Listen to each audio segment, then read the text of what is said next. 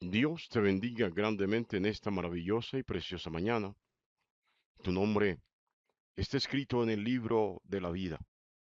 Y cuando el Santo de Israel venga en su gloria, pueda llamarte por tu nombre y tú puedas contestar, aquí estoy, Señor. Que ese sea la gran bendición de Dios para tu vida en este tiempo, alcanzar su salvación. Estamos en la primera carta a los Corintios, en el capítulo 15. Vamos a leer a partir del versículo 29. La palabra de Dios dice así: de otro modo, ¿qué harán los que se bautizan por los muertos si en ninguna manera los muertos resucitan? ¿O por qué pues se bautizan por los muertos? ¿Y por qué nosotros peligramos a toda hora? Os aseguro, hermanos, por la gloria que de vosotros tengo en nuestro Señor Jesucristo, que cada día muero. Si como hombre batallé en Éfeso contra fieras, ¿qué me aprovecha? Si los muertos no resucitan, comamos y bebamos, porque mañana moriremos. No erréis, las malas conversaciones corrompen las buenas costumbres. Velad debidamente y no pequéis, porque algunos no conocen a Dios. Para vergüenza vuestra lo digo. Que Dios bendiga su santa y preciosa palabra. Bueno, mis amados, nos encontramos frente a un acontecimiento muy particular que se estaba dando en la iglesia de Corinto. Al parecer, solamente este fenómeno se vivió en esta iglesia. Sí, algunos murieron antes de conocer a Jesús. Y luego de convertido el familiar, el pariente, se bautizaban, entre comillas, con el propósito de bautizarse por aquel que había muerto, para que aquel que había muerto en el más allá, luego de este bautismo en el más acá, encontrara salvación. Bueno, algo muy parecido a lo que hace la Iglesia Católica hoy en día. Sí, eh, muere, muere el católico y se asume que luego de unos cuantos rezos, unas cuantas letanías, unos cuantos responsos, unas cuantas misas y algunos cabo de años más o aniversarios, estas oraciones, estos rezos, estas liturgias le han de servir al muerto. Bueno, esto es totalmente errado. Esto no es correcto. La verdad es que lo único que nos sirve es la fe que hemos tenido en en nuestro Señor Jesucristo en vida, no en muerte. Recordemos la parábola del rico, el rico y el rico y Lázaro, o Lázaro y el rico. El rico vio en el más allá, luego de haber muerto, a Abraham y a Lázaro, y él quiso pedir clemencia por sí, y se le dejó claro que ya el tiempo se le había acabado. Sí, mis amados, pero la iglesia de Corinto en su ignorancia tenía esta práctica, sí, de bautizarse en nombre del muerto. Vamos para que lo entienda mejor, bautizarse en lugar del muerto. Voy a ponérselo de otra manera. Yo he creído, pero bueno, mi mamá no creyó como yo he creído. Entonces, como yo soy de la iglesia de Corinto, mi mamá murió para que mi mamá alcance salvación en el más allá. Yo me bautizo como si fuera ella, en lugar de ella. Así que se estaban practicando un ritual bautismal por el vivo, por el creyente vivo que se bautizaba, pero luego se practicaba otro ritual por el, el, el muerto que no había creído. El mismo creyente que se había bautizado volvía a bautizarse por el muerto que no había creído, para que en el más allá encontrase salvación. Y entonces Pablo le dice, bueno, y si no hay resurrección de muertos, como es la discusión que hay entre ustedes, entonces ¿para qué se bautizan por los muertos? ¿Para qué realizan esta práctica? Tampoco tiene sentido. Pablo no está validando en absoluto el bautismo en lugar de los muertos o por los muertos, como dice esta traducción. No. Recuerde que la argumentación de Pablo es en contra de aquellos que niegan la resurrección de los muertos. Y entonces, en este punto, Pablo les dice, pero ¿por qué? Si ustedes dicen, si la mayoría de ellos dicen que no hay resurrección de muertos, ¿cómo es eso que se bautizan por los muertos para que en el más allá alcancen salvación y resuciten? Había una contradicción en esto. Óigalo bien. Así que, qué tremendo. Y pregunta Pablo, entonces, ¿qué harán aquellos que se bautizaron por los muertos? Es su bautismo. No tiene sentido. Bueno, no lo tenía antes. Y si usted no cree en la resurrección de los muertos, pues menos. Sí, así de literal. Mis amados, si esta enseñanza acerca de la resurrección de los muertos no fuera correcta, Pablo dice, entonces, ¿por qué nos persiguen? Porque el gran problema que tenía la iglesia primitiva era esta profunda fe en la resurrección de los muertos. Y era la causa por la cual se les perseguía. Sí, porque ninguna de las religiones, bueno, todas las religiones creían en una vida en el más allá, después de la muerte, pero no creían en la resurrección para vivir aquí en la tierra. Y eso es lo que Pablo está enseñando. Venía enseñando, entonces Pablo dice, ¿y por qué nosotros peligramos a toda hora si verdaderamente los muertos no resucitan? ¿Por qué nos persiguen? ¿Por qué tanto asedio? ¿Por qué tanto acoso? Bueno, de hecho, Pablo va a aprovechar para contar a la iglesia de Corinto lo que le sucedió en Éfeso.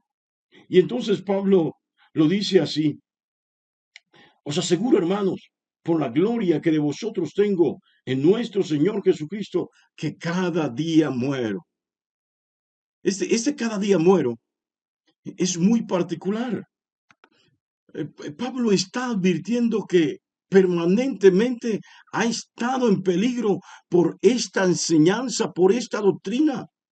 Si no fuera real, si él no la creyera, si no le hubiera sido revelada, entonces Pablo no estaría en peligro porque no se seguiría exponiendo ni seguiría predicando aquello que no es. Es lo que está diciendo Pablo. Dice, cada día muero, todos los días estoy expuesto al peligro. Óigalo bien. Y entonces dice, si como hombre batallé en Éfeso contra fieras, ¿qué me aprovechará? No es que Pablo se haya enfrentado en Éfeso contra leones, contra tigres, contra serpientes. No, él se enfrentó en Éfeso, en Turquía,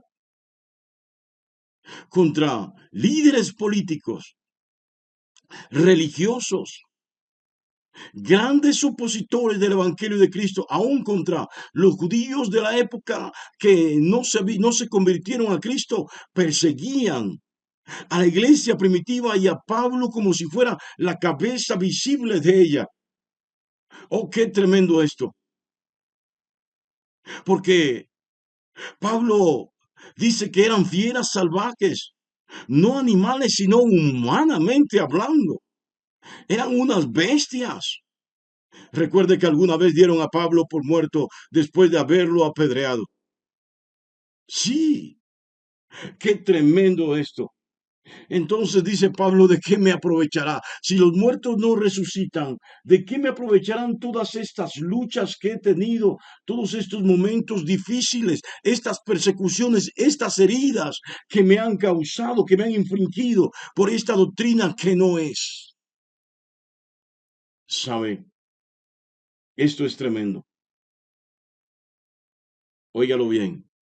Pablo dice, bueno, si los muertos no resucitan, entonces comamos y bebamos, porque nada tiene sentido. ¿Sabe?